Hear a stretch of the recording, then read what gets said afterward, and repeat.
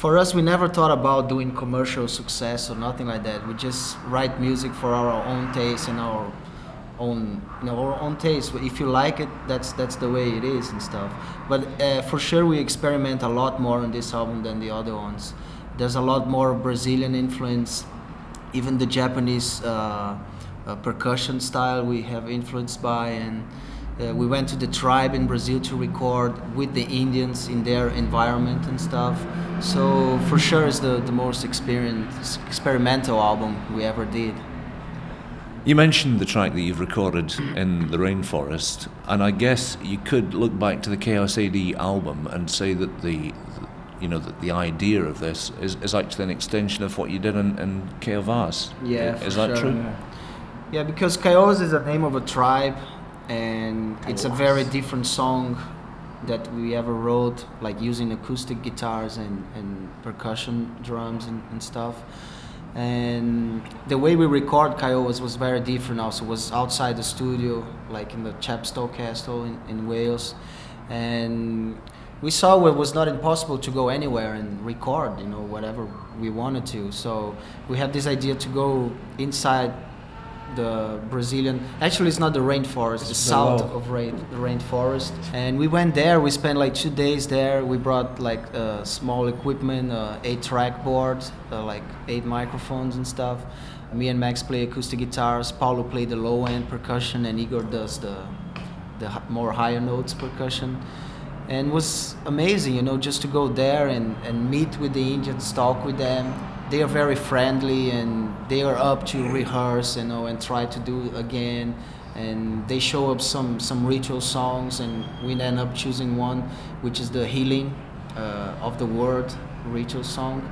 And we apply our riffs, it's basically very Kiowa's type of song. The tribe stopped for 3 days just to be there just for us, whatever we need to do. Yeah. They're there waiting. And the whole community, the whole tribe was into, and it was great feeling. We filmed and took some pictures. They paint our bodies and stuff. We danced with them and shit. It was great. You are the first band to actually record with a tribe in this way, and I guess that your continuing ethic as Sepultura played a big part in actually being allowed access to that. Yeah. Yeah.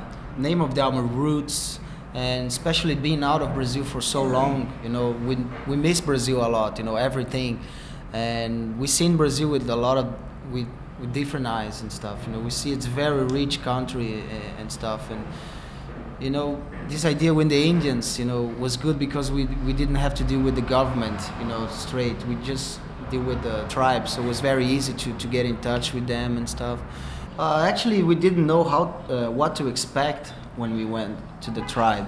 Everything, the album was almost done, recording, and we have this week to go to Brazil.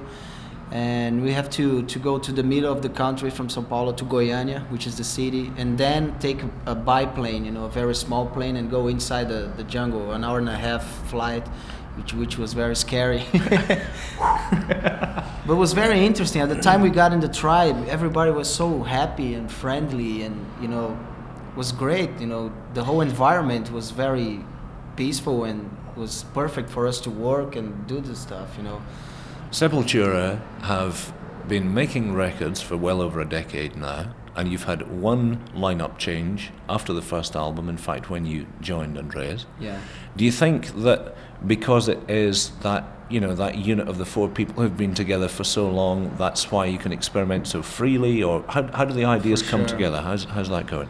Because everybody got a lot of input in the ideas when we formed the ideas in music, in artwork, whatever, everything towards the band. And when you're united, like for so long, it's much easier. We know each other a lot. If you see if you see Max's face doing something, I know what he's thinking and shit.